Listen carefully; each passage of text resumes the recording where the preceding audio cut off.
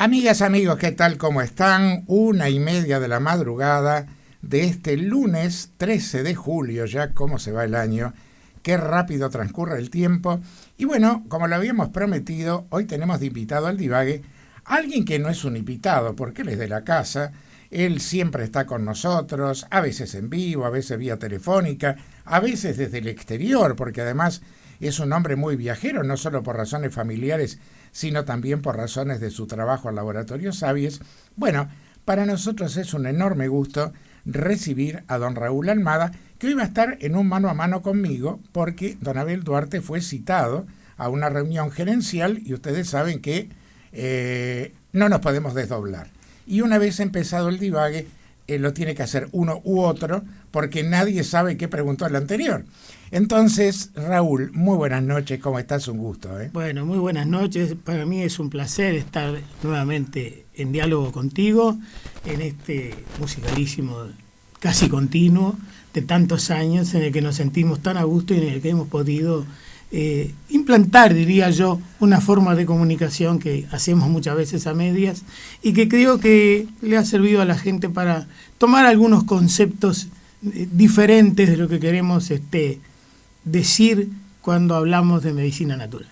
Raúl, tú tenés una vida muy rica porque, como lo has manifestado más de una vez, tenés 76 años, sos un hombre que está en plena actividad, un hombre que se brinda compasión a lo suyo, que se brinda compasión a su familia y que a través de los años ha ido recogiendo muchísimas experiencias. Pero yo sé que hay un barrio que a ti te marca mucho, porque cuando hemos estado en la Expo Prado siempre lo has señalado. ¿Cómo es el nacimiento de Raúl Almada? ¿Qué recuerdos tiene de ese barrio que él quiere tanto? Bueno, mi barrio es el Prado.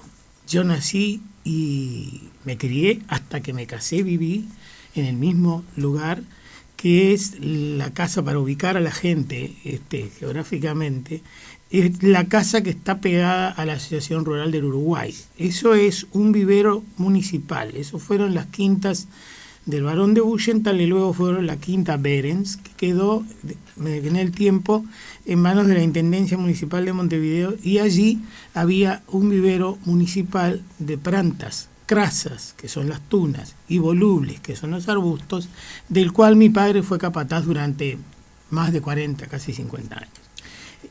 Sí. Y allí nací, y mi vida se desarrolló y toda mi juventud en el Prado.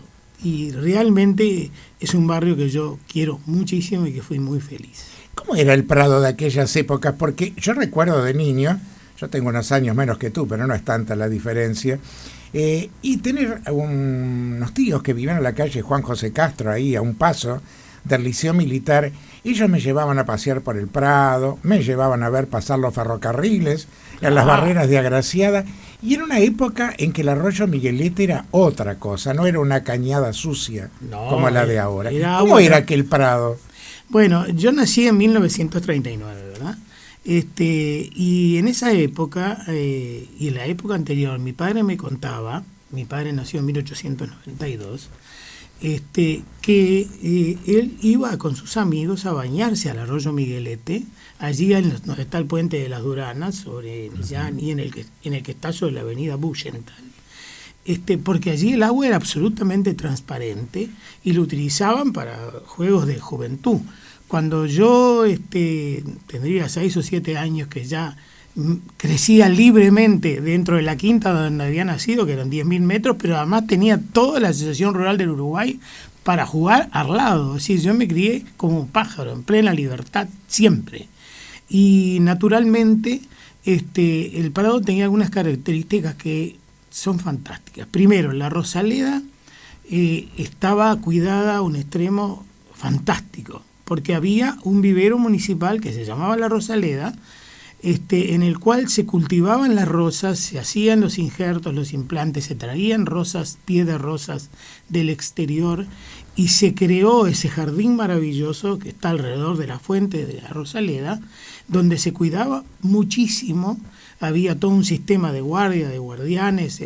La fuente de la Rosaleda estaba siempre con peces, con carpas rojas preciosas, y se cuidaba muchísimo, y el Prado era un paseo de todos los montevideanos, estaba muy mantenido desde el punto de vista municipal, con mucha responsabilidad. Y además había otra cosa que era muy interesante. Los domingos había un tranvía, que era el 2, que salía de la estación Agraciada, recorría Agraciada, subía por 19 de abril, entraba por Lucas Oves y bajaba por la avenida Bullenthal. Esa calle ancha que está al costado de la avenida de Eucaliptus, allí estaba una vía donde ese tranvía de los domingos, el 2, venía repleto de familias con niños y demás, y el tranvía llegaba hasta la punta de, digamos, donde termina la cancha de Wander, enfrente, es decir, en Atilio Pelosi y Bullenthal. Allí había una forma de círculo de las vías en el cual el tranvía giraba y volvía hacia la estación Agraciada. Ese paseo de los domingos lo hacía muchísima gente y le daba una característica muy especial al paseo del Prado. Pero además, el Prado se caracterizaba por tener enormes casas habitadas por familias muy tradicionales. Muchas de ellas habían sido los grandes comerciantes de Montevideo, es decir, estaba la casa de los Vilaró, que tenían una barraca hermosa, la casa de los Casarinos, es decir, que eran gente del comercio, de los Regussi, que tenían el dique de Regussi y Bulminot, ¿verdad? Es decir, con todo lo que eso significó para el país. Entonces, esas familias tradicionales, unos médicos muy importantes, vivían en Bullenthal, en Hermanos Ruiz, en Lucas Oves, en 19 de abril, hasta Agraciada. Esas manzanas eran habitadas por familias que vivieron durante más de medio siglo. Era un Montevideo esplendoroso. Era un Montevideo esplendoroso, y donde sucedía otro fenómeno que yo viví de niño, que era la llegada de inmigrantes españoles, porque sobre los años del año 50, por ahí, la inmigración española, con aquellos buques, ¿te acuerdas? El Cap San Antonio y el otro que venían, y que traían montones de inmigrantes, y esos inmigrantes aparecían después luego empleados en esas casonas enormes, en esas casa-quintas del Prado, y le daban una característica muy especial, porque los días feriados, los domingos los veías paseando por el Prado. Era muy, muy diferente a lo que es el Prado. Ahí está, nos has acompañado más de una oportunidad cuando Radio Oriental está en el Prado, en la Expo Prado. Hoy día, ¿qué te causa ir al Prado? ¿Qué te causa? Seguramente te causa alegría volver al lugar donde naciste, pero seguramente debes de tener algún dejo de tristeza también. Me causa bastante tristeza, te explico por qué. Porque no solo por la desaparición de muchos de mis amigos de la infancia, algunos de los cuales ni siquiera ya están en este mundo, con los que jugábamos diariamente en la quinta en que yo vivía, porque era la más grande, sino que además me causa mucha tristeza el deterioro, es decir, el descuido en que ha entrado, es decir, él ha perdido la referencia que era para mucha gente por la inseguridad. Hay zonas en las que se tugurizó incluso. Sí, totalmente. Por la oscuridad, por el mal cuidado de los jardines, por la indiferencia que la propia intendencia ha tenido, porque yo te cuento esto, en el vivero donde yo nací, mi padre con 5 hombres generaban 40.000 plantas anuales que se regalaban. Es decir, en el mes de agosto la Dirección de Paseos Públicos estaba instalada en Lucas Oves y 19 de abril, donde ahora hay una biblioteca, en esa casona. Y ahí estaba la Dirección de Paseos Públicos. La gente iba y decía, yo quiero plantar una Santa Rita, una Butilón, o otra gente buscaba rosas, otra gente buscaba flores, otra gente buscaba árboles de gran porte, tipo para poner un plátano o un paraíso o un eucaliptus. Todo eso la Intendencia Municipal de Montevideo, a través de sus viveros, una vez por año le daba a todo aquel que quisiera embellecer su jardín o empezar uno, las plantas sin costo, y la gente disfrutaba porque era un paseo, ir al vivero y a su vez llevarse 5, 6, 7, 10 plantas mediante una orden escrita que le daban a la Dirección de Paseos Públicos. Y el Miguelete de hoy, ¿no? Y además yo vi construir el puentecito de la isla, entre la isla y el borde del arroyo Miguelete, que de ahí todavía era totalmente transparente. No se volcaba todo lo que se vuelca, ¿no? Y en los caños, que es un desastre, ¿no? Y además de eso, la gente disfrutaba de pasear por las orillas. El parque lateral de las orillas del Miguelete era muy visitado. Por otra parte, el Prado, en la parte de juegos, tenía la calecita y tenía la lancha que daba la vuelta dentro del lago que está en el Prado, al lado del Hotel del Prado. Y eso también era un paseo especial donde se colmaba de niños haciendo colas para subir a la calecita o para andar en la lancha. Y además la gente caminaba hacia el Hotel del Prado, que en ese momento tenía una hermosísima fuente previa en el parque previo, y que el hotel estaba cerrado, pero el entorno estaba muy cuidado.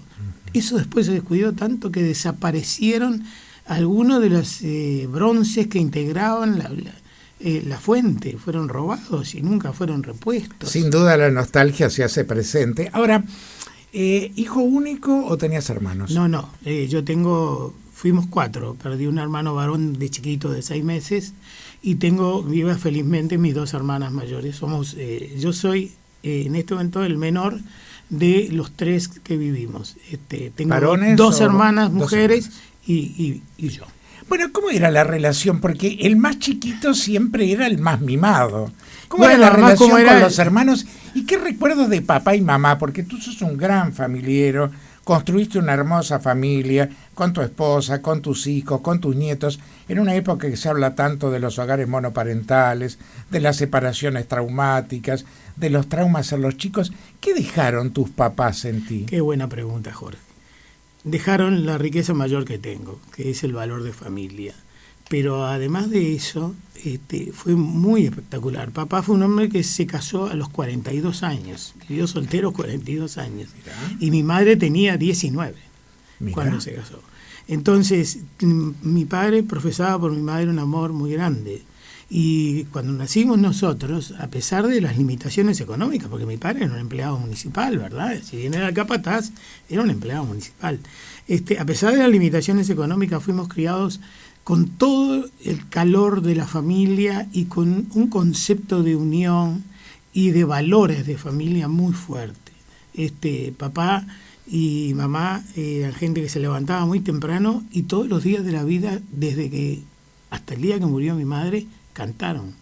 Siempre cantaban juntos. Yo me despertaba de mañana normalmente escuchándolos cantar a papá y a mamá juntos. ¿Y eso te despertó amor por la música? Sí, todo el enorme amor que tengo por la música me lo despertaron mis padres. Mi padre ¿Cómo marca esa etapa? Marca muchísimo.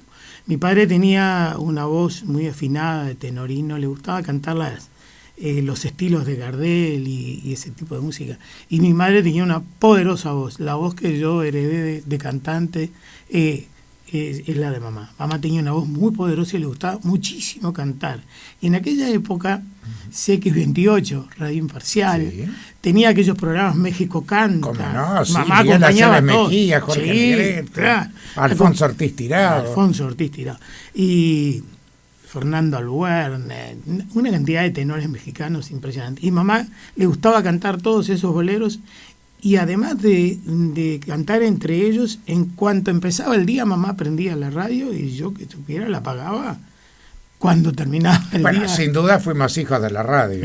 Nosotros no teníamos imagen, teníamos imaginación. Ahora, Raúl, ¿cómo se compaginaba la familia? Porque hoy se habla mucho de los límites, de si tiene que haber una pirámide, de si los padres tienen que ser amigos de los hijos.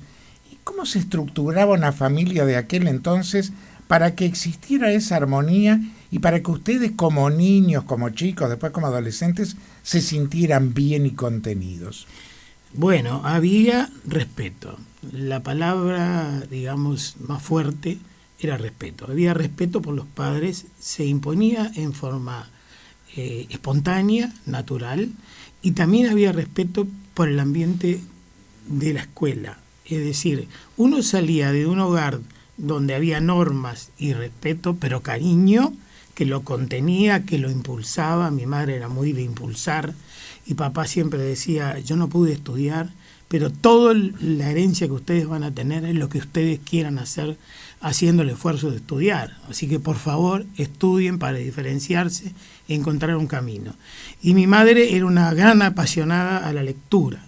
me acuerdo que coleccionó desde el número 1, que un día se quemó lamentablemente en un incendio de una casa de afuera, la revista Para Ti.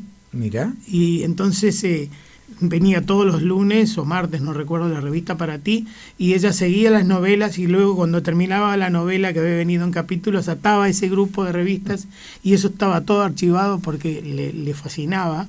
Siempre recuerdo las tapas de Para Ti con los dibujos de Raúl Manteola, que era el que dibujaba las caras hermosas de las mujeres de Para Ti. Qué fantástico. Qué épocas, ¿no? Tenían un romanticismo había un muy romanticismo especial. ¿A qué escuela fuiste, Raúl? Bueno, empecé en la escuela 19 de abril, que estaba muy cerca de casa, sobre 19 de abril, casi Lucas Oes, o sea, una cuadra de casa. Y luego, ahí fui hasta cuarto año. Y luego se hizo nueva la escuela Eduardo Acevedo, que está en Adolfo Berro y Amarales, que es un poquito más abajo, pero dentro del Prado, una escuela, la escuela número 27, una escuela extremadamente moderna para aquella época, en la que disfruté muchísimo. Y a propósito del tema de la música, a esa escuela vino como maestro de música Kurt Palen. Nada más ni nada menos. Cuando vino a Uruguay, él tomó varias escuelas en las que formó grupos de niños cantores. Él había sido Sus director. coros eran célebres. Claro, él había sido director del coro de niños cantores de Viena. ¿Ya sí empezaste a cantar tú de escolar? Sí. El primero que un día estábamos haciendo una prueba de sonido, de música, con el maestro Kurt Palen, y el maestro probó varias voces y después me sacó, me hizo hacer algunas cosas, unas escalitas en el piano. Me dijo, te voy a decir algo que un día lo harás o no, pero tú puedes vivir de tu voz. No lo hice, pero la aprendí, la estudié, ya lo contaré más adelante, y disfruto mucho todavía de cantar. Ahora estoy tomando clases de canto de nuevo. Aquella época era una época donde uno tenía con sus maestros, mayoritariamente mujeres, una relación muy especial. ¿Alguna maestra o maestro en especial que recuerdes y que digas, qué lindo es traer este nombre a colación por tal o cual cosa? Recuerdo fantásticamente claro mi maestra de primer año, Adriana, una señora de una dulzura exquisita. Yo entré con 5 años a la escuela, haciendo primero, y eso después me costó repetir en quinto porque no te dejaban hacer sexto si no tenías 12 para pasar al liceo. Y me acuerdo perfectamente de esa maestra porque fue la que nos dio los primeros palotes y los primeros entendimientos de la palabra ojo a la pala. ¿Cómo era el niño Raúl Almada? Era rebelde, era muy inquieto, era de charlar mucho, era atento, se interesaba. Siempre fui muy inquieto por el conocimiento, siempre me despertaba mucho interés. Pero eso por nutrirte. Sí, por nutrirme. Pero era inquieto en la clase, le daba problemas a los maestros, en el sentido de que me levantaba, me paraba, hablaba. Eso sí, era muy aplicado en cuanto a hacer los deberes, a tratar de hacer linda letra, etcétera. Aparte, en aquella época era un orgullo llevarle buenas notas a papá y mamá. Ah, sí. Te miraban el carnet. Casi era una obligación. Sí, te miraban el carnet todos los meses. Y después me recuerdo perfectamente en esa línea de maestras, la de sexto año, Lucía, una mujer de una presencia física hermosísima, una mujer rubia, de ojos celestes, de una belleza y de una dulzura y de una firmeza para transmitir aquellos conocimientos que eran los últimos de la etapa escolar y que eran importantísimos para pasar al liceo, y que significó para mí algo muy fuerte porque fue el mejor año de toda mi estancia en la escuela y significó que fuera el abanderado de la bandera uruguaya. Qué bueno. Que era la máxima distinción. Era la máxima distinción. Casualmente el otro día estuve con el compañero con el que disputé la bandera uruguaya, que es un médico famoso, que tú lo conoces, Jorge Sanguinetti, el dermatólogo. Por supuesto. Bueno, y todos los días fui a verlo como paciente a Jorge, y Jorge había ingresado a la escuela el año anterior, tenía solo un año de trayectoria en la escuela, excelente alumno. Y llegamos a fin de año ahí disputándonos, esto es una anécdota. Esa disputa linda. Esto es una anécdota que vale la pena contar.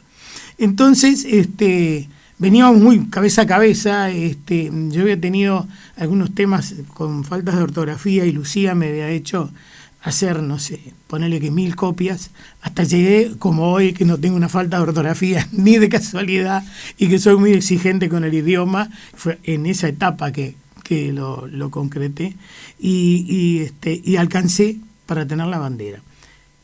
y llegaba el momento en que parecía que me iban a dar la bandera de Artigas, de la segunda.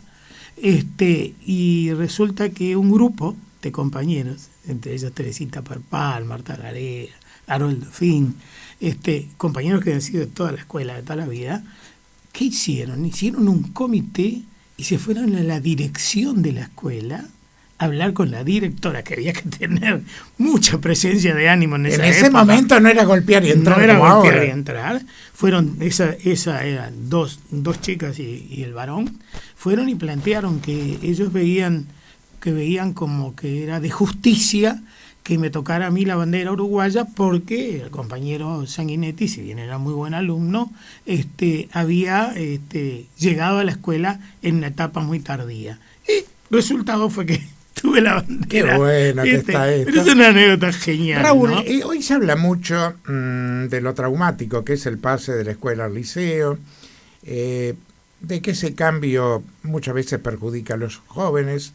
Se está hablando de extender el periodo escolar, como en otros países, hasta un 9º año para ir haciendo un tránsito. ¿Cómo fue para ti el pasaje al liceo y cómo fue la adolescencia, esa etapa de tanto cambio, con hermanas mujeres, con un papá que seguramente ya tenía unos cuantos años cuando tú tenías 15, Sí. Y en una etapa donde de muchos temas no se hablaba, como No. se habla ahora? Yo tuve la dicha de que con mi padre se hablaba todo, felizmente. El hecho de haber sido un hombre con una larga vida de soltero lo había enriquecido mucho, y tenía un sentido de la amistad muy fuerte. A mi casa venían personajes muy importantes, amigos de papá desde la infancia, de los cuales aprendí mucho. Y entonces papá hablaba todo conmigo, pero igual fue traumático. En mi entrada yo fui al Liceo Bauxá, el viejo Liceo Bauxá, en la el calle célebre Liceo del Prado. Allí en la calle Liceo Guerrero. Sí, en la calle Graciada, en el Liceo Bauxá viejo. El director era Schettini, un gran director, me acuerdo. Y estaba Chiflé, que después fue senador, era el Bedel. Entonces, ¿qué Bedeles sabían, no? Por Dios. Yo tuve de Bedel a Dad Fair y a la Luche González. Sí. Bueno, estaba el flaco Chiflé, que con aquella voz fantástica, y el que ordenaba. Yo integré un grupo de bandidos, esa sería la denominación exacta, porque éramos 5 o 6, todos, te diría, marcados por la naturaleza, con un nivel de inteligencia muy bueno, pero muy bandidos. Le dábamos mucho trabajo a la inteligencia lleva a la creatividad, sí, entre comillas, ¿no? Sí, algunos fueron integrantes después del arte. Bueno, yo tuve de compañero a Julio Levina, primer violín del show, a Moro, primer violín de la segunda línea, que después se hizo la orquesta Mauro Maquieira, grandes violinistas. Tuve otros, gente dedicada al arte, grandes escritores, en fin. O sea, en el grupo era muy heterogéneo, había grandes estudiantes, algunos de ellos fueron muy buenos médicos, Sánchez, el cirujano, y otros éramos muy inteligentes, pero muy pícaros. Ahora, ¿seguías contemporizando el buen rendimiento como en la escuela o tuviste ahí tus desniveles? No, tuve mis desniveles, fui a examen varias veces, no perdí ningún año, hice los 4 años corridos, pero con exámenes por medio, con rezongos de uno de mis profesores, en fin. Hasta que en 4º año hubo 2 profesores impresionantes, uno Carbonell, el de matemáticas, que era fantástico, del cual el hijo también está en secundaria, y un profesor de cosmografía. Me gustaba con locura la cosmografía, que la han borrado de la historia. A mí me gustaba con locura la materia, siempre me gustó el cielo muchísimo, siempre. Y entonces le había entrado con un enorme cariño a la materia, y ese profesor resultó ser como una guía para el cambio, que me impregnó de otra forma de actuar, de que la inteligencia había que utilizarla de otra manera. ¿Cómo pasa eso de que a veces a uno se le presenta en el camino la persona justa para decir, aquí yo di un codo en mi vida? Sí. Así, y me pasó en segundo año del liceo, también me pasó que tuve de profesor de anatomía a Mesera, ¿te acuerdas? El doctor Mesera. Bueno, que es el dueño del Observatorio Americano. Es un hombre finísimo, de un trato agradabilísimo y de un convencimiento de su materia, aparte del conocimiento académico, que te impregnaba. Creo que buena parte del amor por la medicina, que yo siento hoy tan profundamente, empezó ahí, en segundo de liceo, con el doctor Mesera, porque realmente me impactaba cómo enseñaba y cómo me gustó biología. Qué importante es tener una personalidad convincente alrededor, sí, ¿verdad? Sí. Yo siempre digo, uno puede ser mejor o peor, pero si tiene el don del convencimiento, siempre quien está del otro lado lo va a seguir. Yo estoy convencido de eso. Totalmente. El brindar seguridad es una cosa, para mi gusto, absolutamente fundamental. En el éxito o en el error, no importa, porque nadie es perfecto y porque todos nos hemos equivocado. Pero esa solidez que yo veo que es lo que falta hoy día. Yo a veces veo que hay gente que sale de un colega y me termina preguntando porque quedó con un signo de interrogación, porque no sabe muy bien, o porque se da una explicación que es media facilista y nadie entiende. Entonces, por supuesto pasa en muchas otras disciplinas también. Sí, pero los que estamos cerca de la medicina lo vemos mucho. Exacto. Y ese es un tema que a la gente la defrauda. Y porque, Jorge, creo que el gran cambio es la comunicación, se ha deteriorado. Esta generalización de la comunicación no quiere decir que sea mejor. No para nada. Es decir, los estudios de Harvard han demostrado que sigue siendo la mejor comunicación la 1 a 1. Yo creo que esta es la comunicación que incomunica. Exacto. Porque hoy hay mucha cosa virtual. Hay amigos virtuales, redes virtuales. Uno expone en las redes cosas que no tendría por qué exponerlas. Se hablan de muchas cosas, algunas que valen la pena, otras que no, pero no hay contacto persona a persona. Eso es lo que se ha perdido. Y creo que ahí es donde nos formábamos, porque yo me acuerdo, por ejemplo, me estoy acordando en este momento, de un amigo de mi padre, don Luis Moro, que venía siempre a mi casa, el fundador de la cochería, ¿verdad? Sí. Don Luis era una persona muy seria, muy pero muy agradable. Era amigo de papá desde los 10 años. Entonces venía casi todas las semanas. Y era un hombre encumbrado, con una posición económica muy sólida, con autos siempre a 0 kilómetros. Pero cuando hablaba era de una humildad. Y a mí, yo decía, y fue un tipo de persona que me impregnó, porque yo decía, es como se debe ser. Es decir, este hombre evidentemente, no importa la posición económica que tiene, lo que importa es lo que está diciendo.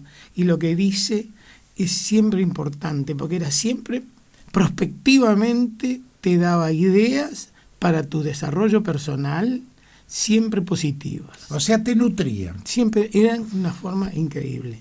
Y también me acuerdo, y no quiero dejarlo pasar, porque en el año 52 asumió el doctor Martínez Trueba como presidente del Consejo de Gobierno, porque se había cambiado la Constitución. Fue el primer colegiado. El primer colegiado. Iba todos los días de su vida a mi casa, porque en el vivero, en la quinta, había una entrada enorme sobre Buchental y otra pequeña sobre Lucas Oves. Él vivía en Hermanos Ruiz, en Adolfo Berro y Hermanos Ruiz. Cuando venía de casa de gobierno, el auto paraba. La primera vez que paró yo no podía creer. Yo en ese momento tenía 13 años. Entonces yo dije, papá está entrando el presidente de la República, porque yo me acordaba por sus lentes muy característicos y por su vestido de gris impecable de traje. Ese señor todos los días iba y se sentaba en un banco que había en la quinta, que había sido de Herrera y Rexig, un banco de flejes de hierro que después se dejó perder, cosas de este país, y se sentaba y se quedaba media hora o algo así, en silencio absoluto, y yo me sentaba al lado, lo acompañaba mientras caminaba y me sentaba al lado, pero alguna vez me dijo alguna frase, de las cuales no me olvidé nunca. ¿Una, por ejemplo? Una, por ejemplo, es: este es un enorme país con un enorme potencial. Ojalá todos se dieran cuenta. Yo casi no la entendía en el momento, porque evidentemente estaba saliendo de un pensamiento de él en ese momento, pero me quedó totalmente grabado. Ojalá muchos se hubieran dado cuenta, ¿no? Y yo considero que este es un enorme país en el que muchos no se dan cuenta. Han de lo que pasado tenían. más de 60 años y muchos siguen con la anteojera puesta. Por favor. Señores, son las 2 de la mañana. Qué gusto es estar divagando aquí en Musicalísimo, en Radio Oriental de Montevideo 770 AM, con don Raúl Almada, director propietario de Laboratorio Savies, pero hoy más que nada estamos descubriendo a la persona. Después vamos a hablar de su actividad, por supuesto, que no puede estar divorciada de su ser, ¿verdad? Pero es un gusto y estamos al mundo a través de www.oriental770.com. Raúl, en aquella época otro paso traumático era elegir el preparatorio. Sí. Y tú dijiste que ya se te había despertado un amor por la medicina. ¿Resolviste hacer ese preparatorio? ¿Pensaste en algún momento ser médico? ¿Cuál fue tu orientación? En realidad pensé ser odontólogo. Odontólogo. Y no me ¿Por qué digas ni por odontólogo? qué. No me digas ni ¿Eras por un buen qué. manualista? Sí. No, Yo no jamás te- podría no, hacerlo. Nunca tuve una gran manualidad, pero se me había ocurrido que quería hacer odontología. Y empecé preparatorios nocturnos en el IABA, porque ya había empezado a trabajar. ¿Dónde habías empezado a trabajar? Yo empecé a trabajar muy joven, ¿sabes? A ver. Yo empecé, esto también es una linda cosa. Me gustó siempre ganar mi propio dinero, tener un dinero que fuera mío, que pudiera obtenerlo. Lo primero que hice fue juntar pelotas en el círculo de tenis a los 10 Que años. lo tenías ahí a la vuelta. Que era frente a casa. Ahí juntaba pelotas. Iba los sábados, los domingos, y algún día entre semana, si me sobraba tiempo, iba y me ganaba mis pesitos. Y me encantaba, corría como loco toda la tarde. Bueno, y me acuerdo que cuando había juntado 4 horas, me daba, era un peso, porque era 25 centésimos, y era la moneda Época de plata. peso oro, La moneda de plata, la loba, ¿no? El puma. El puma de plata. Entonces yo venía corriendo y se lo daba a mi mamá, porque a mi mamá le encantaba ir al cine, y la entrada costaba un peso. Y entonces yo venía Y en corriendo. aquella época los cines estaban en todos los barrios. Y allí había uno que era el primero que fui en mi vida, que estaba en la calle Lucas Oves, se llamaba Cine Lucas Oves. No el Alcázar, que estaba enfrente sobre la Ciada. Existió uno en la calle Lucas Oves, antes, más o menos a la altura del Monumento a la Diligencia, actual. Y bueno, eso fue lo primero que hice. Después, cuando estaba en quinto y sexto, había un verdulero en el barrio que repartía toda la verdura para todas esas casas enormes, familias grandes que había, y bueno, lo ayudaba de mañana y me ganaba la plata. ¿Y cómo veían papá y mamá esas inquietudes del hijo? Papá decía, bueno, si lo querés hacer, y me parece que te hace bien trabajar porque te va a mostrar otros caminos de la vida. Y me los mostró. A todo esto, ya en preparatorios, Ahí trabajé. ya acercándote a los 20 años, comenzando los primeros trabajos, ¿había aparecido Teresa en tu vida o todavía no? No faltaba mucho, no faltaba mucho. Yo en preparatorios trabajaba en la Industrial Francisco Piria, que estaba en la calle Buenos Aires 488, y que luego entré de cadete allí, y que luego tenía 15 años. En cuanto salí del liceo, en cuanto salí 15 o 16, cuando salí del liceo entré de cadete allí y empecé. Por eso hacías el preparatorio nocturno en del el IABA. IABA. Sí. Y bueno, Teresa apareció cuando yo ya tenía 17 años. Ahí nos conocimos. ¿Todavía en preparatorio? Ahí en preparatorio. ¿Cómo la conociste? Bueno, Estamos hablando de la esposa de don Raúl Almada, ¿no? Sí, sí. Yo iba a los bailes de los clubes que estaban, digamos, cercanos. Propiamente cerca de casa en el Prado no había, pero había el Club Barraqueros en la calle San Martín, que era muy importante, que era un club de los barraqueros, precisamente los empleados de barracas, que en aquel momento tenía mucha incidencia en la economía del país, y tenían un lindo club y iba a esos bailes. Después había otro que era el Williman, que estaba en Agraciada, cerquita de la estación de los trenes, o sea, Agraciada y Rondó, para ubicar a la gente, frente a la que hoy es la famosa Farmacia Solís. Bueno, y había otros clubes por ahí, el Progreso, todo. Entonces, en esos clubes, porque Teresa era de el Arroyo Seco, de a la altura de Agraciada y Entre Ríos, allí conocí a Teresa en un baile. ¿Cómo la conociste? En un baile. ¿Fue un flechazo? ¿Los presentó algún amigo? No, éramos un grupo, siempre íbamos en barra, y ella también iba con su mamá y sus hermanas a esos, porque eran bailes absolutamente familiares, donde siempre estaba la madre, el padre, en este caso mis suegros estaban separados, iba la madre, pero con sus hijas, y estaba siempre presente en todos los bailes. Y bueno, y un día la saqué a bailar y empezamos a hablar. ¿Qué te llamó la atención de ella para decir, voy a sacar a bailar a esta piba porque, no sé, tiene algo que... Era muy delgada, me gustaban las mujeres delgadas, era muy delgada. Yo había tenido una noviecita antes, también de la época del liceo, donde uno se enamora mucho, que quise mucho, y que me acuerdo mucho que me impactó mucho cuando se terminó la relación, sufrí mucho, era muy romántico en esa época. Y después otra chica francesa, que fue poco tiempo, y que su familia se volvió, eran inmigrantes, y se volvió a Francia, que también la sufrí, y que también tenía ese perfil, era muy delgada, de ojos claros, igual que Teresa. Y bueno, me gustó, Teresa estudiaba en la femenina, en aquella época estaba el instituto todavía existente, y bueno... Y que está allí en Avenida del Libertador. Ahora sí. El Ivo. El Ivo. Y en aquel momento era el liceo de femenina. Y bueno, era muy buena estudiante, siempre muchísimo mejor que yo. Y bueno, después ella hizo orientación medicina, entró en facultad de medicina, yo ya había dejado de estudiar. Y bueno, y se fue dando la vida y estuvimos 7 años. ¿Cómo era un noviazgo de aquella época? Porque no era tan arrebatado como los de ahora. No. Primero eran noviazgos en los cuales las relaciones sexuales quedaban para después de iniciado el matrimonio, era lo normal y natural. Eran muy vigilados. Siempre había algún espía. Siempre. Eran muy vigilados por los hermanos menores que se utilizaban, que entraban y salían del comedor. En el caso mío era una hermana. ¿O las acompañaban al cine? Sí, por supuesto. Al cine era en barra.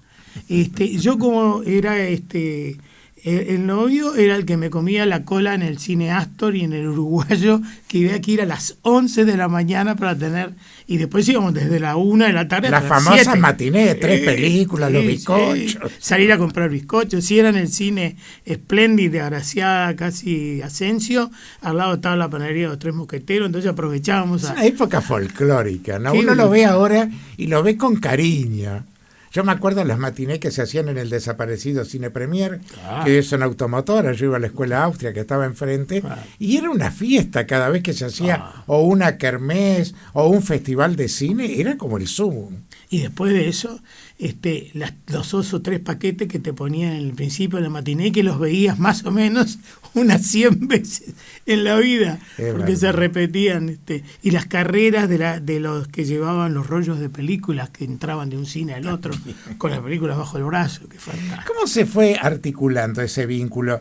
De pronto los noviazgos tienen sus altibajos, o fue uno de esos noviazgos que uno dijo, no, acá me parece que nosotros vamos direccionados. No, tuvimos nuestros altibajos.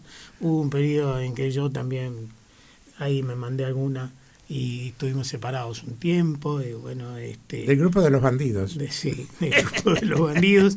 Y bueno, pero luego retomamos con deseo de casarnos, y yo ya había entrado de visitador médico. Bueno, ahí está. A esta altura, tú primero habías recogido las pelotas en el Círculo de Tenis del Prado, después habías ayudado con las verduras, después habías sentado a trabajar en esta firma de la calle Buenos Aires. Ahí sabes que me despidió de esa firma. Esto también es una anécdota. En la Industrial Francisco Pirio trabajaba Mario Benedetti. Mirá. Había trabajado y se había ido. Había entrado un señor que fue el que me llevó a mí de gerente, y ese señor después se retiró.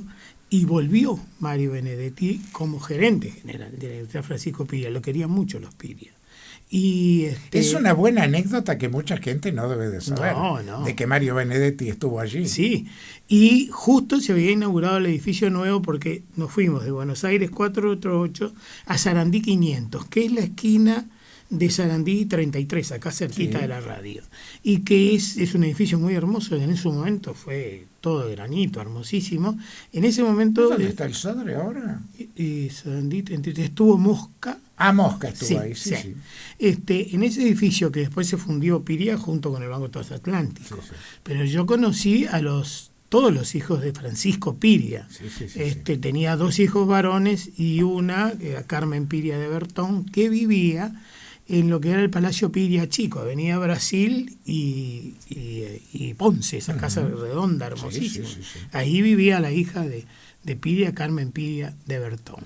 Y bueno, y Mario Benedetti había entrado y yo era cadete, y estaba un poco juguetón con el cargo, y un día me llamó y me dijo: mira, te voy a decir algo. Nunca me olvidaré, en un mano a mano. Yo le decía: sí, señor, porque yo no lo conocía. Tenés un gran futuro.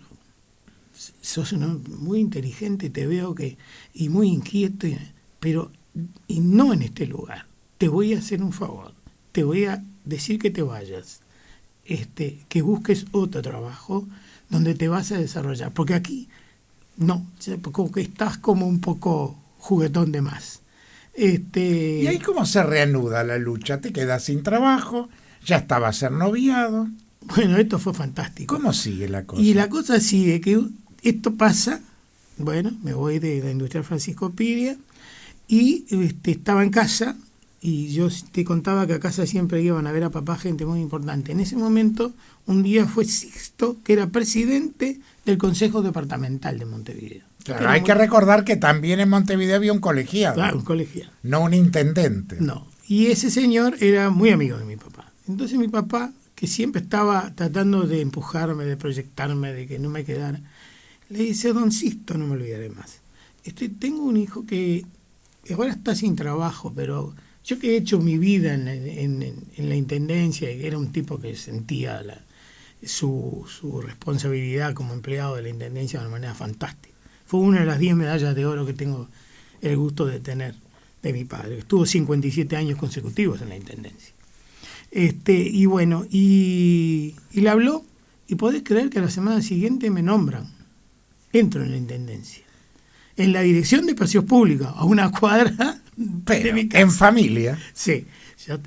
Y de ahí, como al año no me parecía que era poco, que no me gustaba. Entonces le dije a mi padre: me parece que yo me voy a ir, esto no es como para ¿Te mí. sentías en algo muy, digamos, burocrático? Claro, era muy burocrático. Muy falto de creatividad. Sí, yo trabajaba en el presupuesto, porque escribía, tenía muy buena dactilografía, había aprendido en las academias Pitman. Uh-huh. Entonces, hacía toda la planilla de trabajo de la Dirección de Espacios Públicos. Y papá dice: pero ¿cómo te vas a dejar la intendencia, un empleo que te da seguridad para toda la vida, qué sé yo, el concepto de antes?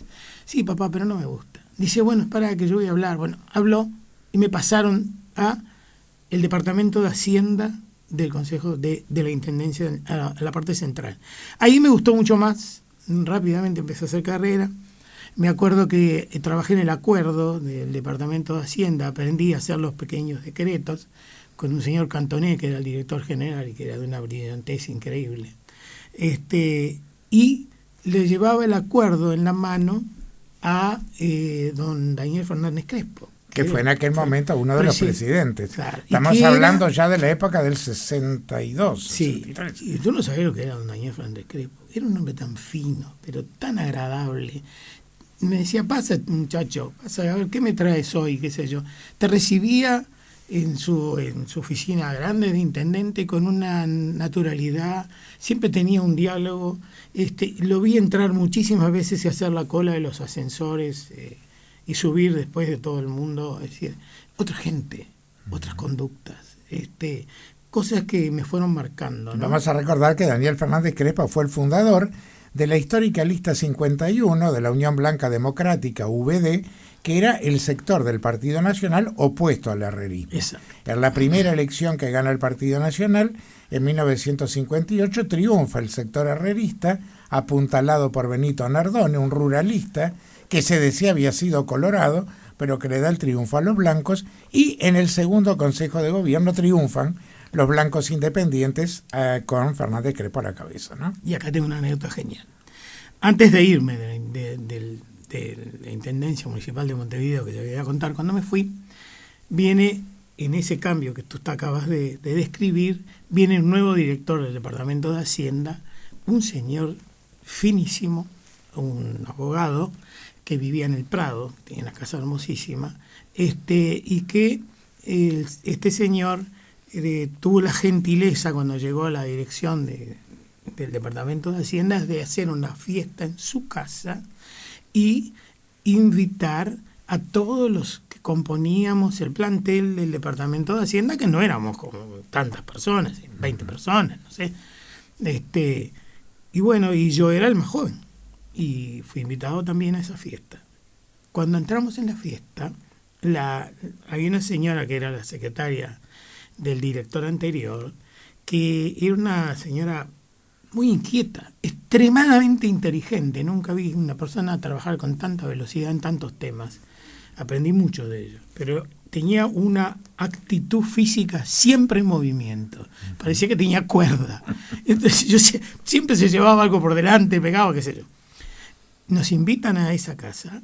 Este señor saca un juego de cristal de baccarat hermosísimo y dice a los presentes: tengo el gusto no solo de invitarlos a mi casa, una preciosísima casa en Acacio Buyental, no solo invitarlos a mi casa, sino de ofrecerle la mejor cristalería que tengo para festejar, ¿no? Le pido que me la cuiden. Textual. Y yo no tomaba, pero me sirvieron un vaso, lo tomo, estoy al lado de una escalera, parado con el vaso, y todo el mundo había estado atento a esa recomendación. Yo, el más joven, el último ingresado en el departamento, con el vaso en la mano, y pasa esta señora con su inquietud, me pega un codazo, se cae mi vaso, pega en la varilla de bronce que sujetaba la alfombra en la escalera, y el baccarat quedó... Cristales múltiples. Sí, micronizado, diría yo, no roto. Yo creí, te juro que hubiera querido que esa tierra se abriera y me tragara, porque no podía decir, alguien me pegó. Tuve que pedir disculpas, pero... Y el doctor vino y me puso una mano y me dijo: chico, no te preocupes. Estas cosas pueden pasar, no te hagas... Porque se me caían las lágrimas de vergüenza. No es para menos. Esta es una anécdota del final de la intendencia. Y ahí... ¿Y por qué te vas de la intendencia? Bueno, ahí un día estoy también con mi padre en la quinta. Yo siempre lo acompañaba cuando venía la gente a buscar plantas y demás. Y viene un señor, Juan Antonio Nasinovich, que era el subgerente general del Laboratorio Garamond, que siempre venía a casa, el Laboratorio Gerardo Ramón en ese momento, a quien conocí personalmente también. Y siempre venía a casa, qué sé yo. Entonces nos pusimos a hablar, surgió una conversación. Y me dice: ¿tú qué haces?, me dijo este señor Nasinovich. Digo: mire, señor, yo trabajo en el municipio, en el departamento de Hacienda. Dice: no, pero tú tienes un perfil distinto, ¿no te gustaría ser visitador médico? Y yo no sé, yo dije sí, pero no sé lo que es. Siempre me gustaba aprender algo. Y me dijo: no, porque me gusta, tener facilidad de palabra, tienes riqueza de conocimientos y me parece que te gusta la medicina. Sí, me gusta mucho. Bueno, dice, ve a verme al laboratorio y vamos a ver qué pasa. Para hacerlo cortito, fui. Había por encima del señor Nasinovich otro señor, que era el gerente del laboratorio, a quien no le causé la misma impresión. Y no me tomaron de entrada. Pero fui 18 meses seguidos, 2 veces por mes. Y entré. En este momento que entras, estamos hablando de qué año ya. Y estamos hablando de años 60. O sea que por ahí 59. Ya estabas teniendo 21 años. Más o menos. Sí. No, entré un poquito menos. Tenía 20 años, iba a cumplir 20 años en marzo. Entré de 19. Fui el visitador médico más joven del país. ¿Y cómo fue ese desarrollo? Que además con Raúl Almada nos conocimos cuando era visitador médico. Y yo era un médico joven y delgado. Claro, otras joven y épocas. delgado, y te veía en la calle Sierra, en la mutualista Artigas, ¿era? Exacto. Muy bien. Bueno, entré, se creó el Laboratorio Garamond creó una línea de visita odontológica. Y como yo había hecho laboratorio de odontología, me buscaron ese lugar y empecé así, de visitador odontológico, con otro señor de Ilandro que después se recibió de médico. Y empezamos los dos haciendo la línea odontológica. Y me empezó a ir muy bien, porque me gustaba el contacto con los dentistas en ese momento, trabajaba mucho, siempre tenía entusiasmo. ¿Eso hace ver que eras una persona adecuada para la visita médica? Sí. Entonces, entró en noviembre, por ahí. En marzo cumplía los 20 años, y por ahí, por abril o mayo, un día me llaman y me dicen, mire, se va un señor, se iba para otro laboratorio, te vamos a pasar a la visita médica. Y me pasan a la visita médica con todo. El doctor Casamayú era el entrenador en Gramor, una espléndida persona que nos enseñó mucho y se tomaba el trabajo de formar un buen equipo de visita. ¿Cuántos años te mantenés en la visita médica antes de tomar la orientación actual? Y te diría que desde el 59 hasta el 80, yo tomé la decisión de pasar a la medicina natural en el 89. 89, ahí 30 pasaron años. 30 años, donde seguramente hay un montón de anécdotas, Sí. un montón de recuerdos, pero en esa época también adviene tu casamiento Sí, y el ser padre. ¿Cómo se articula esa etapa de la vida para ti? ¿Qué recuerdos te trae? Bueno, fue una etapa muy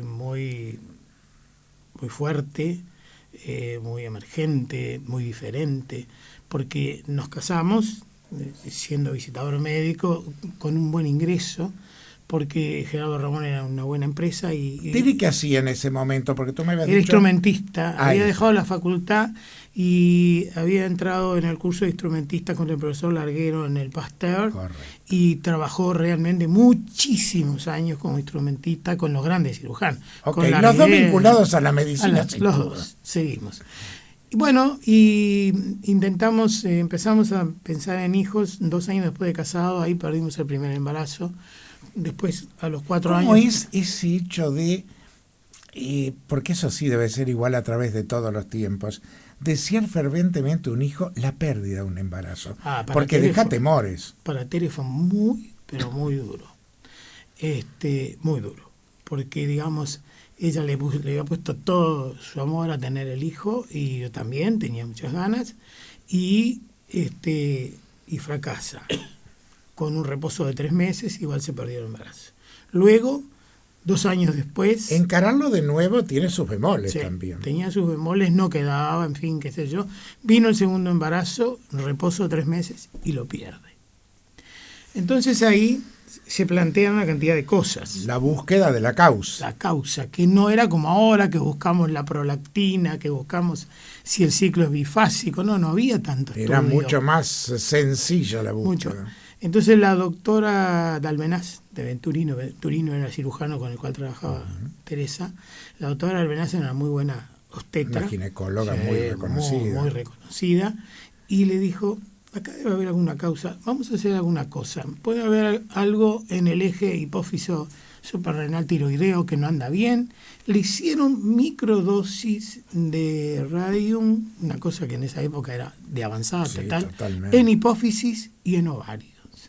Y luego descubrieron, además, que tenía un pequeño mioma en el istmo del útero. Entonces se los trajeron. Ese pequeño fibroma muchas veces Claro, va contra la anidación de la célula impedía huevo. la anidación.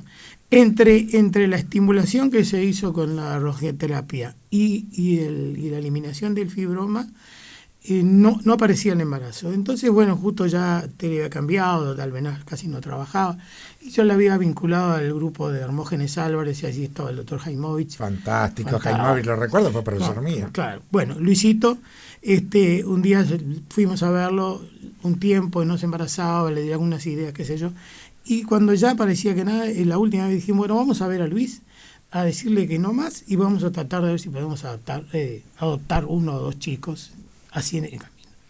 Ese día que fuimos a ver a Luis, esto es memorable, por eso lo cuento, y muy fuerte. Teresa no le decía nada, le digo, mira Luis, Tere tiene un atraso de 10 días, en fin, ya ha tenido otros, pero...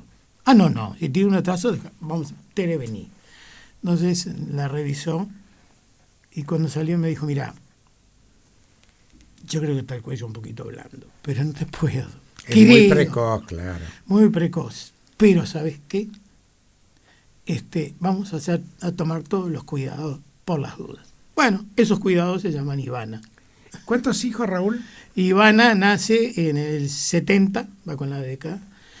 Teníamos 7 años de matrimonio en ese momento. Y después viene Gonzalo en el 72 y Analia en el 74. 3 seguiditos. Y ahí se cerró la fábrica. ¿Qué representa el nacimiento de tu primera hija? Ahí sí, fue brutal. cuando realmente uno tiene la presencia, después de tanto sufrimiento, porque fue complejo el tema. Sí, muy complejo. Para nosotros era... Traumático, sí, diría Teresa yo. tenía un expediente que parecía un expediente jubilatorio. Y casi la jubilamos de mamá. Sí, de la historia clínica. Bueno, fue una experiencia que la puedo contar de la siguiente manera. Yo ya estaba en Sandoz en esa época, había entrado en el 65 y en el 63 ya había pasado a Sandoz, que era un grupo distinto, humano. Muy fuerte también, muy potente económicamente. Muy potente, sí. Una empresa suiza. Una sede maravillosa allá en la Avenida Centenario. Todavía no, esa la entregamos después. Yo entré acá en Colón y Washington. Mira. Estaba la Casa Vieja. Y bueno, allí todos, digamos, una cantidad de compañeros de los cuales tengo presentes montones, pero por supuesto Ana, mi secretaria y amiga de toda la vida, felizmente seguimos siendo amigos, participaba mucho de toda esta lucha de tener los hijos. Cuando llegó el embarazo de Ivana y el término de ese embarazo y la venida de Ivana, fue increíble. Había 50 personas en el sanatorio 3. Y en ese momento vivía también mi mamá, mi papá, mis suegros. O sea que vieron el nacimiento de su nieto. Sí. Fue impresionante. Todo lo que pueda contar es poco. Del griterío de Jaimovich cuando terminó de suturar la episiotomía y la nena estaba bien y qué sé yo, decía, ¿qué me estoy perdiendo acá adentro yo? ¿Qué está pasando ahí afuera? Por supuesto que ya después el resto fue más natural, ¿verdad? Sí. Pero la llegada de los hijos también genera cambios en el matrimonio. Sí. ¿Tú cómo asumiste con Teresa la paternidad, la maternidad? ¿Tuvieron ese, no le quiero llamar cliché porque es un mal término, pero ese antecedente de lo que habían sido sus padres para tratar de volcarlo de la misma época, de la misma forma, digamos? Creo que ¿O tuvieron dificultades? No, creo que sí. Creo que la marca de lo que había vivido por un lado Teresa con sus padres separados, que fue muy traumático, muy doloroso para ella. Cosa que en aquella época era infrecuente. Y mis padres, que teníamos la suerte de tener la solidez de la familia armada y demás, todo eso influyó mucho en nosotros y nos aferramos muy fuertemente a los chiquilines.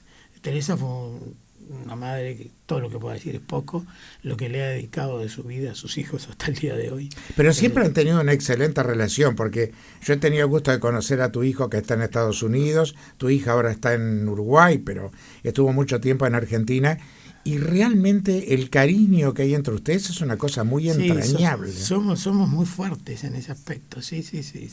Tenemos todos los defectos de los seres humanos. Por cierto. Todos. Pero, y como pareja hemos vivido circunstancias muy variadas, pero sí hay algo entrañable, algo muy profundo que nos tiene unidos. ¿A esta altura cuántos años llevan de casados? 53, vamos para 53. 53 años. ¿Y los hijos tienen respectivamente Ivana tiene 45, Gonzalo tiene 43 y Analia tiene 41. Perfecto. Bueno, llega un momento de cambio. En un momento Raúl Almada trabajaba en firmas importantes, era visitador médico, pero ¿por qué se le ocurre ir hacia la vertiente homeopática? ¿Qué lo impulsa y qué es lo que haces en aquel momento? Esto es muy interesante. En el año 89 yo voy por razones de trabajo a Suiza y a Austria. ¿Fue tu primer viaje o ya habías viajado por razones de trabajo? No, ese fue mi primer viaje. Yo había ido hecho otros viajes, pero no ese viaje tan grande en Europa. Y había ido a entrenarme en Basilea, por Sandoz. Era la casa de Sandoz. La casa matriz de Sandoz, que nadie puede creer el tamaño que tenía. Y en Austria, en Kundr, en el Tirol, que es donde estaba la parte de Sandoz que yo estaba manejando en ese momento, que era Biochemie, que es una productora de antibióticos con mucha orientación hacia la biotecnología. Por razón por la cual Sandoz compra todo ese grupo austríaco, porque ya se venían productos de la biotecnología dentro de Sandoz. Entonces, estando en Europa, tuve 5 semanas en ese momento, un día en Ginebra, después de haber terminado los cursos de entrenamiento y demás, fuimos a visitar Ginebra, que es preciosa, que tú la conoces, en el centro, y hay una galería donde hay 3 farmacias. Digo, vamos a ver un poco acá cómo es la orientación de las farmacias, para tener una idea. Y ahí me encuentro con que la farmacia era una farmacia de productos todos naturales y o homeopáticos. Y le digo en tono de broma a Teresa, estos suizos son unos pícaros, nos venden a nosotros los medicamentos alopáticos y ellos no los toman. Posteriormente me caigo en Viena, en un hotel nuevo, en el Scandi Crown, que está sobre la orilla del Danubio, uno de los hoteles más lindos que he estado en mi vida. Y me caigo y en el filo de la corredera de la bañera me golpeo el codo izquierdo y hago un enorme hematoma en el codo. Y con un dolor, no me pasaban las camisas de tanto que se me inflama. Entonces vuelvo a Basilea y le digo a mi jefe, mira, me pasó esto, y tengo un dolor, no sé qué tomar ni qué hacer. Además en Europa no se puede comprar nada sin receta. Me dice, vení que yo te llevo a mi boticario. Entonces me llevo a una farmacia 10 kilómetros más adelante de Basilea, en un pequeño pueblito, y era una farmacia, te diría, casi con el estilo de la que yo tengo hoy. Y el señor me dice, pero esto es muy simple, yo le doy a tomar unas gotas de árnica y le hago una crema de árnica y usted en 3 o 4 días no tiene más dolor. Dicho y hecho. ¿Surgió el sueño? Y ahí empecé a pensar.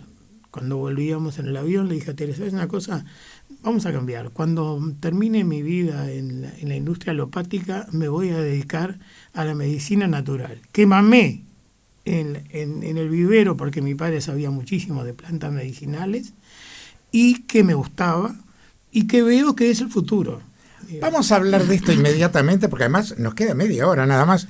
¿Cómo se va el tiempo? 2:31 de la madrugada, musicalísimo en Radio Oriental 770 AM, en el divague con don Raúl Almada, director propietario del Laboratorio Abies, conociendo la otra cara, ¿verdad? Porque hasta ahora de Abies no hemos hablado. Hemos hablado de Raúl, de sus hijos, de su esposa, de sus experiencias, pero ahora vamos a tener que concentrarnos en esta etapa de Abies y en otra etapa que está llena de anécdotas seguramente, que son los viajes, y se nos va rápido el tiempo. Raúl, ¿cuándo surge la idea? Ya ahí surge la chispa. Pero cuando tú decís, yo me voy a hacer cargo de un laboratorio homeopático, o volcás tus ojos sobre lo que es Laboratorio Abies, que ya tenía muchos años de tradición, pero que tenía otro dueño. Bueno, vengo a Uruguay y empiezo ya llegando a la etapa final de mi carrera en la industria, pero todavía estando en la industria empecé a averiguar cómo era el tema de las homeopatías, en fin. Y bueno, ahí decidí primero comprar una homeopatía y eso me significó ir a Argentina a aprender homeopatía, porque yo venía del mundo de la alopatía. Incluso acá la homeopatía se veía como rival de la alopatía. Sí, y todavía no se entiende demasiado. Sí, pero mucha gente la miraba muy de costado. Sí, muy de costado. Menospreciándola. Menospreciándola totalmente. En cambio Argentina no, tiene una experiencia y una vivencia homeopática muy fuerte, escuelas, médicos homeópatas, cursos en la Facultad de Medicina, es otro mundo. Allí fui y aprendí, digamos, bases de homeopatía y fundamentalmente de farmacopea homeopática para entender los procesos de producción y para entender la famosa idea de Hahnemann, el creador de la homeopatía, la frase que dice similia similibus curanter, es decir, lo que es similar cura. Así fue que Hahnemann empezó a hacer los estudios de homeopatía 250 años atrás y a demostrar que con pequeñas dosis de sustancias que pueden generar algo similar a la enfermedad, se cura la enfermedad. Ese es el concepto, ¿no? Uh-huh. Similia similibus curanter, ese es el concepto. Y bueno, y estudié todo lo hahnemanniano. Después me gustó mucho la escuela que sigue, que es la escuela francesa, cuando Hahnemann se va a Francia y aparece el complejismo, es decir, el utilizar más de una sustancia juntas en cosas complejas para obtener resultados a más corto plazo y otro enfoque. Y eso me gustó mucho y justo aparece una empresa que existía, que hoy es Abies, que se llamaba Anfi, que era una homeopatía, y que era de un señor Barros, que toda la vida había estado en homeopatía, desde los 12 años, había aprendido con López Linder, un alemán que estuvo muchos años. Y después puso su propia homeopatía, había trabajado con Formica Corsi también. O sea, tenía una formación como homeópata fantástica. Y me hago muy amigo de don Antonio Barros, que estaba vendiendo su homeopatía, se la compro, y él se queda 1 año y medio enseñándome las técnicas de producción de los complejos. ¿Cuándo surge el nombre Abies y por qué? Es interesante. Un día estábamos en consejo de familia, digamos así, estábamos los 5 en casa. Yo ya había comprado la homeopatía y uno de mis hijos dice, pero habría que cambiar el nombre, ¿te parece, papá? Bueno, y empezó, ¿qué nombre le ponemos que sea referido a tu apellido porque te conocen en el medio? Y yo, no. Y nadie se decidía. Entonces yo digo, vamos a hacer una cosa. Vamos a agarrar un libro de homeopatía. Y Analía, la más chica, dijo, sí, está bien, tiene razón, papá. Vamos a agarrar un libro de homeopatía y vamos a ver. La primera palabra homeopática puede ser el nombre de la homeopatía.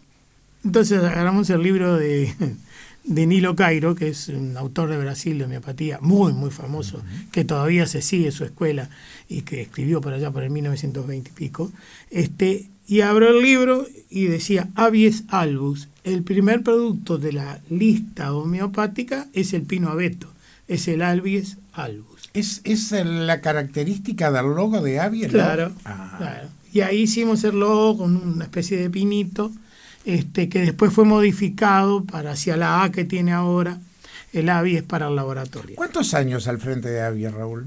Y desde el año 93.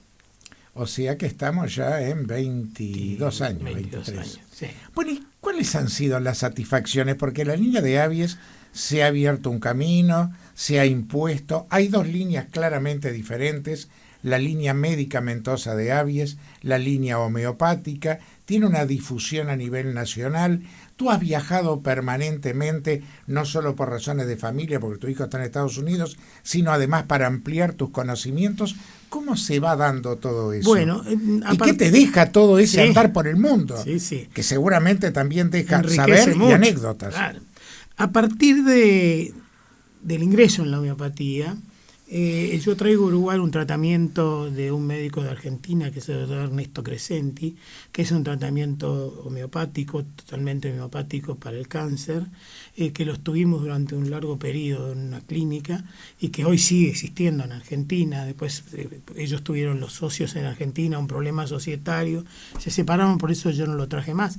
Pero digo, Ernesto Crescenti sigue existiendo y su método ya tiene a 150.000 enfermos tratados y son diluciones homeopáticas de fosfolipasas que se sacan de veneno las víboras y de oligoelementos, zinc, selenio y manganeso. Ese tratamiento que da en algunos casos muchos resultados, siempre es complementario, nunca primario. Bueno, lo tuve muchos años, pero siempre tenía en mi cabeza desarrollar la parte farmacéutica de los productos naturales. Y ahí empiezo.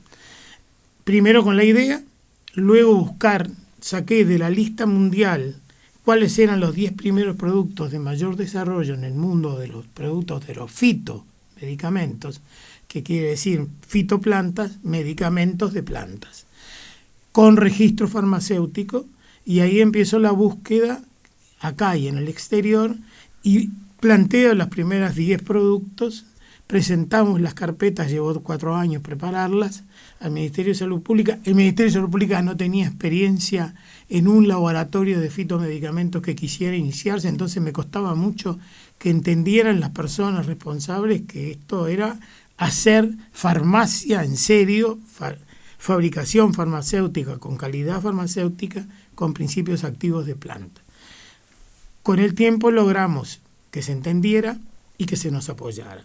Entonces obtuvimos los registros, porque yo no quería vender yuyos o vender tinturas sin que tuvieran una perfecta determinación de cuál es el principio activo, cuáles son las concentraciones que se necesitan, cuál es la indicación para el producto.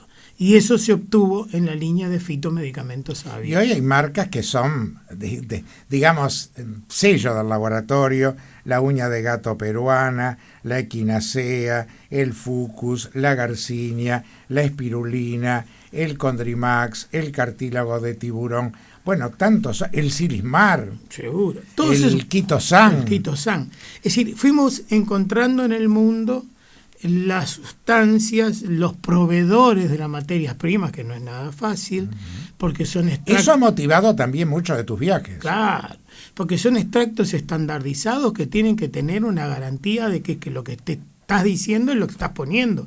Porque además nosotros... No nos queremos olvidar del ginkgo, no, por favor. No, nosotros... Ni del flevonol. No, el flevonol es un producto maravilloso. Nosotros, el Ministerio de Salud Pública nos exige el ingreso a la mercadería de los principios activos con los análisis correspondientes, tanto microbiológicos como de la sustancia que va a actuar.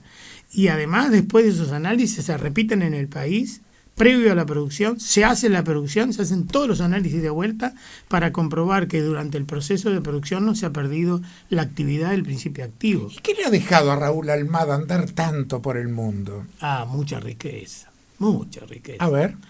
Bueno, por supuesto, esto llevó a muchas cosas. Por ejemplo, integré con otro grupo, hicimos la Cámara Uruguaya de Fitomedicamentos, que presido, hicimos un consorcio Fito Uruguay, intentando exportar productos fito uruguayos al mundo, situación que siempre está planteada, pero que es muy difícil, pero que me significó ir a las grandes ferias, a la feria de Sana en Italia, que es una de las más grandes del mundo de productos naturales, a la de Las Vegas, yo no he ido a la de Alemania, otros compañeros sí.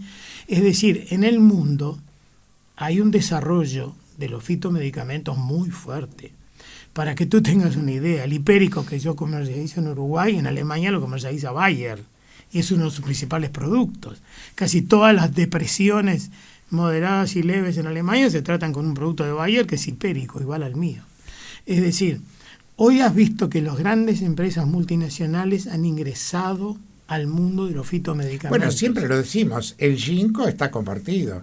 El flevonol tiene principios compartidos. Claro. Los digestivos, la alcachofa tiene principios compartidos. Es decir, hay mucha cosa que hoy con distintas formas la alopatía y la homeopatía comparten. Comparten totalmente. Y las empresas, las más fuertes del mundo, las multinacionales, suizas y alemanas y demás, están incorporando muy rápidamente productos de origen natural para sus líneas. Y esto es muy curioso. Cuando yo entré en Sandoz en el año 63, sus productos, te recuerdo 2 o 3 que te vas a acordar, Pursenit, era Zen. Sí, claro. Eran los xenócidos puros, lo que pasa señor. Que no era la hoja, eran los xenócidos puros. Rafavil, era Raphanthus niger, el rabanito, notable digestivo. La esilarina era la raíz de la esila. El estrofantos con B era el estrofosit. Es decir, mucho. El estrofosit que tuvo un auge enorme. Brutal. ¿Cuántas vidas salvó el estrofosit? Por Entre ellas favor. la de mi madre. La sacó de un edema agudo de pulmón. Y me acuerdo también todos los derivados del cornezuelo de centeno, la hidargina, el metergine, que fue medicamento Princeps en el durante mundo. mucho tiempo. Ahora, Raúl, 2 cosas que son completamente distintas, pero ¿qué significa tener un hijo lejos? Mucho. ¿Lo habías mentalizado? ¿Les costó como pareja? Hoy tienen un intercambio muy fluido porque se va y se viene en 8 horas. Sí. Pero eran otras épocas también. Sí. La partida de Gonzalo, que fue el primero, fue muy fuerte, pero en él la veíamos porque su entusiasmo, sus ganas de realizar, su empuje brutal, su creatividad, es un hombre de una creatividad increíble, sabíamos que lo iba a llevar rápidamente lejos. Y bueno, él empezó acá de vendedor de la firma de Swarovski, de los cristales, y empezó de vendedor acá como un vendedor más en Montevideo, y en 13, 14 años llegó a vicepresidente mundial de la compañía, es decir, uno de los 6 vicepresidentes, con 33 años de edad. Eso marca el empuje y las ganas, pero también marca la separación, porque eso lo llevó primero a vivir en Argentina y luego a vivir en Estados Unidos, donde está radicado. Y luego ya dejando las firmas, y estuvo después en Tiffany's, otra firma enorme, y dejando las firmas, hoy tiene su propia firma de desarrollo de una cantidad de ideas y algunos inventos incluso que ha tenido relacionados con otras áreas, con el agua y con otras cosas, porque es un hombre muy inquieto, pero significa que no está acá. Y eso es el nido vacío fue muy duro, porque además después Ivana se enamora y se casa y se va a vivir a Argentina. Analía, mi hija menor, se recibe es de la primera generación de diplomáticos de la ORT, de la primera línea se recibieron el mismo día, Ivana en marketing y Analía en diplomacia, y se recibe estando en Boston y me dice, papá, yo voy a hacer diplomacia, pero yo no me quiero ir del Uruguay. Se casa con un uruguayo y a su marido lo traslada a Gilead, a Boston, al poco rato. Bueno, usted tiene casas de turismo aseguradas por el mundo. Sí, pero sí. Hay una cosa muy importante. Se ha incorporado alguien al laboratorio Avies, porque alguien podía decir, todo este esfuerzo de Raúl Almada, y el día que Raúl no esté... Que no falta tanto. Bueno, nunca se sabe. Nunca se sabe, pero la edad está. Bueno, ahí es donde tomamos la decisión de invitar a Ivana a ver si quería seguir viviendo en Argentina, porque tiene un hijo ya en la universidad y el otro... Pero es tan fácil el contacto. Pero tener que venir todas las semanas para empezarse a hacer cargo de las diferentes actividades de la empresa. ¿Y cómo la ve a la nena? ¿La ve como una buena empresaria? Tiene condiciones de empresaria porque pagó derecho de piso.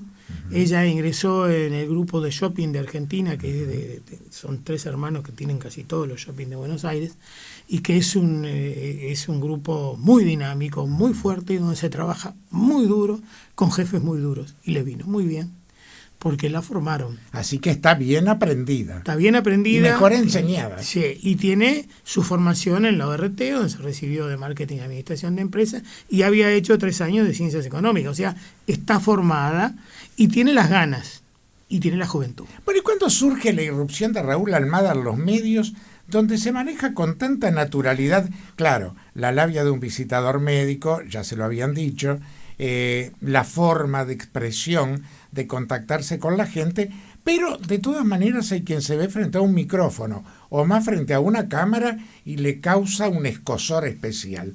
¿Cómo te adaptaste a todo esto? Porque lo haces con mucha naturalidad. Es otra anécdota, no sé cómo estamos de tiempo. Pero... Nos quedan unos minutitos. Bueno. Los últimos 5 los tenemos que reservar para 3 preguntas. Bueno, cortito. En el año 71, Sandoz, en ese momento, crea un programa de televisión que se llama Cita con la Ciencia. Uh-huh. Y que lo quiere repetir en todo el país. Fue una buena idea. Lo hacíamos con películas que teníamos nosotros, mostrábamos la parte de la película, invitábamos a un grupo de médicos y hablábamos de un tema. Y me dicen, ¿tú te animás a hacerlo? Yo nunca había visto una cámara de televisión. Digo, sí, siempre he dicho que sí en mi vida.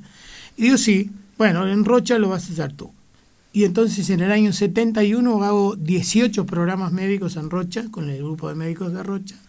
Fue toda una experiencia, tengo todas las fotos, fue fantástica, me quedé con un montón de amigos, de médicos. Otra época difícil incluso, porque uno tenía que seguir a la cámara y no a la cámara uno. ¿No? Parecía el gusano loco mirando qué luz se prendía. Sí, y el boom que corría de un lado para el otro. Por arriba, y la cámara con la que yo me enfrenté en Rocha era la primera cámara que había venido para Camaldíes, que todavía está en el museo, es una cosa enorme. Claro. Bueno, esa fue la primera experiencia. Después me invitaron de Canal 5, cuando ya había empezado con la homeopatía, y bueno, me gustó y fui, hice una serie de programas, ellos dijeron que estaba muy bien, y después fui al Canal 4, después otra vez me invitó Polié, y fui a hacer el programa de mañana con Polié, en el 12. Que ahí tuvimos la suerte de que tú nos invitaras en un el sitio. Segundo año fuimos contigo. Que fue muy lindo. Que fue muy lindo. Y después ya no paré, seguimos en el 10, y la radio empezó muy tempranamente, en el interior, haciendo en diferentes radios del interior esto mismo. Siempre me gustó tratar de comunicar con la gente, de contactar, para transmitirle lo que yo siento adentro. Yo creo que la fitoterapia y el incorporar este tipo de medicina que es más preventiva y potenciadora de salud, antes que la medicina que trata la enfermedad, es un paso que en el mundo se está haciendo cada vez más fuerte. ¿Por qué? Porque lo que podemos prever es mejor que lo que podemos tratar. Ahora, Raúl, la comunicación es un don, porque se puede aprender, pero hay cosas que se traen. Yo creo que Sin duda se traen. Y una de las cosas muy importantes, que yo lo he experimentado personalmente también, es tratar de utilizando un lenguaje sencillo, que tampoco sea chabacano, ni sea parte de lo técnico, porque por algo somos técnicos, se haga entendible. Y me parece que eso es un valor fundamental y yo le doy especial valor a este tipo de charlas en radio, en televisión, porque la gente hoy con la computadora hace una cosa que es malísima. Malísimo. El otro día tuve una tremenda discusión, una reunión de amigos, con alguien que vive informándose de medicina. Le digo, yo no leo de arquitectura, ni leo de ingeniería, ni leo de abogacía porque no sé. Entonces, lo peor que uno puede hacer, una cosa es informarse en literatura, eso es otra historia. Pero en materia de medicina, porque un artículo al que le falla una coma, un artículo que por razones de espacio se tragan una frase, te cambia completamente el sentido. Y yo creo que este tipo de información directa no tiene precio. Y además te voy a decir algo, Jorge, y aprovecho este instante que es muy particular entre tú y yo en esta noche tan agradable, y es el siguiente. Tú sos un comunicador fantástico, pero además sos un médico que yo conozco hace 50 años. Es decir, tu formación en semiología, en conocimiento básico de la medicina, en todas las materias básicas que hoy parecen no existir en las carreras, te ha dado una formación que va mucho más allá de tu enorme experiencia clínica como médico y como cardiólogo, que eso fue lo que elegiste para hacer. Pero tu formación básica le permite a tu transmisión a la gente que entienda de manera sustancial y muy clara las bases de la cosa. Pero fue la época de los grandes docentes y de la enseñanza clase AAA, que hoy lamentablemente no está. ¿Tú me dijiste que tuviste de jefe de clínica a Juan José Pereira Lasso? Por supuesto. Es un amigo, pero recibir. Voy a contar esta anécdota cortita. Habían 3 internos que si no aprendías con ellos no aprendían más. Juan José Pereira Lasso, que después se hizo cardiólogo, Cola, que después se fue de anestesista a Estados Unidos, Ignacio Musé, que se fue para Salto, y Navas, que falleció muy joven, al poco tiempo de jubilarse, querido Horacio, que después se hizo dermatólogo y fue compañero de consultorio. Yo los vi recibir a los 4 y soñaba con dar a la clínica de Ferrari un examen de clínica médica como el que dieron ellos. Y años después así fue.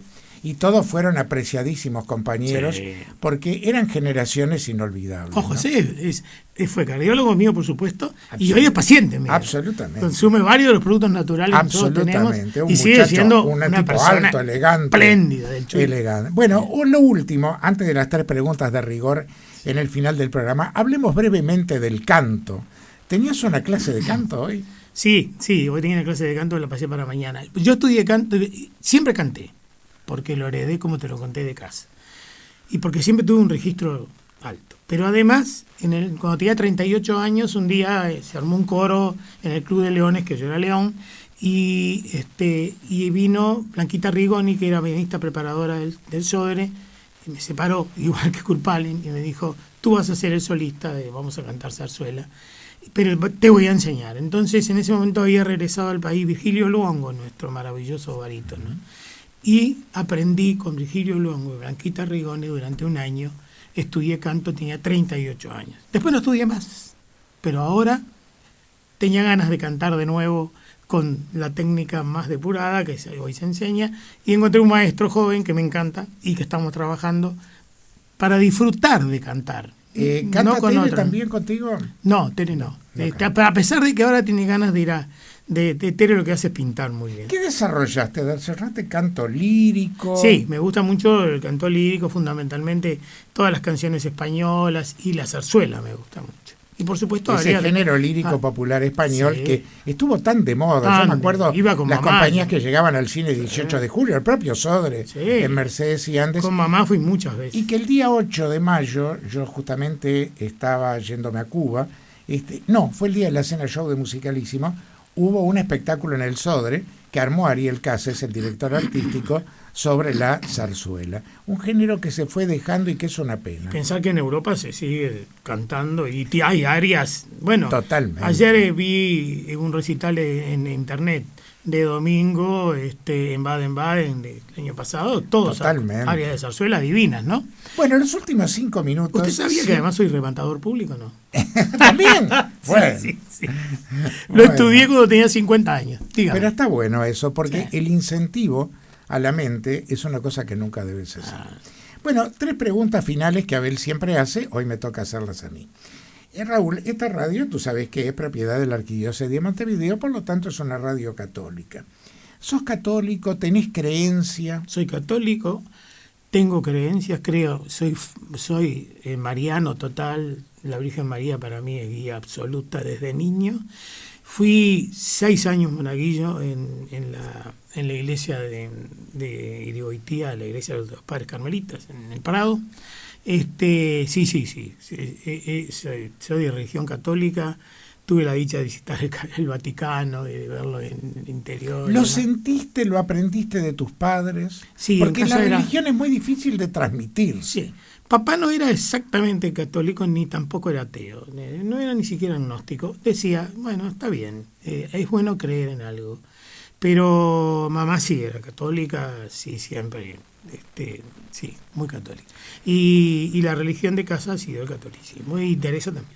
Una pregunta, tú decís no estáis tan lejos, bueno, uno nunca sabe, pero el día que Raúl Almada no esté en este mundo, ¿qué pasa? ¿Hay un después? ¿Te preocupa ese después? ¿Te genera expectativa? Bueno, cuando uno llega a esta edad, la posibilidad de la muerte genera muchas expectativas. En mi caso, también. No miedos. Creo que es algo que va a pasar y que no hay que tener miedo. Es decir, hay que tratar de alguna manera psicológicamente aceptarlo, que es el primer paso, como un hecho más. Y segundo, creo que sí, que hay un más allá. ¿Qué hay después de otra vida espiritual? Yo creo que todo lo que es material desaparece, pero que las almas se quedan y transitan y se reencuentran, y lo pienso sinceramente. Luego, Sí. a la tarde, va a estar el padre Fabián Roveré en Conversando con el Cura. ¿Qué pregunta le haría como ser humano, ¿no?, a la Iglesia Católica o al padre directamente sobre la Iglesia Católica, sobre el catolicismo? Y él te la va a contestar hoy después de las 4:30 de la tarde. Bueno, me gusta mucho observar lo que está haciendo el Papa actual en cuanto al ayornamiento en una cantidad de temas. El primero, el sinceramiento. El saber que la Iglesia tiene errores de conductas de seres humanos que han generado muchos dolores para la Iglesia. Y siempre me planteo, finalmente, si algún día el celibato tendrá que desaparecer de la Iglesia Católica para que la familia sea también parte de la Iglesia Católica, para que el sacerdote pueda conformar una familia y ser tan sacerdote como hoy, y tener además la posibilidad de convivir en familia.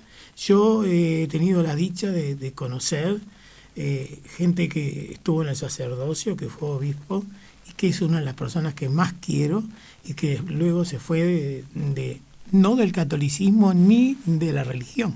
Se fue simplemente de la iglesia, se casó, tiene una familia divina y sigue siendo tan católico, tan fuertemente religioso, con una creencia tan franca, tan clara como la que tengo yo, y creo que eso siempre me planteo si llegará el día en que lo... Linda pregunta para el padre Roberto. Bueno, y con Abel tenemos una discusión donde a veces se apunta a un punto él, a veces yo. ¿El destino existe? Creo que algo de eso hay. Creo que hay cosas que pasan porque parecería que están predeterminadas. Pero creo que el porcentaje más alto lo elige uno. Es decir, hay que tratar de tener más que nada claro hacia dónde voy y qué es lo que quiero hacer. Todo se puede corregir. Es decir, y se puede corregir en cualquier etapa de la vida. Yo, si no hubiera podido corregir algunas cosas, quizás ya no estaba vivo. Bueno, nos quedó esa etapa porque hablamos, fue tan linda la charla y se fue tan rápido el tiempo, de que en algún momento tú tuviste que hacer correcciones muy trascendentes en tu vida desde el punto de vista de la salud, de la prevención, y por eso hoy estás como estás. Pero bueno, eso nos quedó. Pero 30 segundos para una anécdota que me contó un pajarito. ¿Qué pasó una vez que te encontraste con una persona que tenía un arma y te demostró que era fantástico en el tiro porque tiró hacia un árbol y le pegó con una precisión bárbara, aunque no te amenazó a ti? Eso sucedió en la carretera que sale de Bella Unión para Salto, y me encontré con un señor ahí que esto estoy hablando del año 60, 61, yo tenía en el fondo de mi valija como si fuera la equivalencia hoy de 100.000 pesos, porque había cobrado como visitador en un montón de farmacias, y ese señor era un señor de vida en el contrabando y era cañero.